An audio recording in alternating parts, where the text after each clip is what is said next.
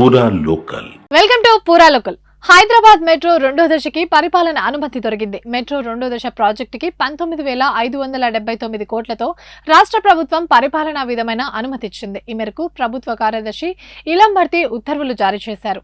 Corridor 9లో Rajiv Gandhi అంతర్జాతీయ విమానాశ్రయం నుండి ఫ్యూచర్ సిటీ వరకు 39.6 కిలోమీటర్లు, కారిడార్ 10లో జేబీఎస్ నుండి మేడ్చల్ వరకు 24.5 కిలోమీటర్లు, కారిడార్ 11లో జేబీఎస్ నుండి షామీర్పేట వరకు 22 కిలోమీటర్లు, మొత్తం 86.1 కిలోమీటర్ల చొప్పునున్నట్లు వివరించింది.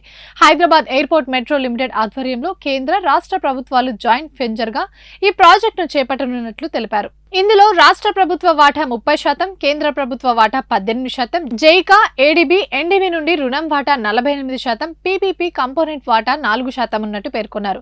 త్వరలో పరిపాలన అనుమతి డిపిఆర్ కు జత చేసి కేంద్రానికి అందించనున్నారు. ఇంకోవైపు ఓల్డ్ సిటీ మెట్రో అనుసంధాన ప్రాజెక్టుకు ప్రభుత్వం 125 కోట్లు విడుదల చేసింది. దీనిపై ప్రభుత్వ కార్యదర్శి ఉత్తర్వులు జారీ చేశారు.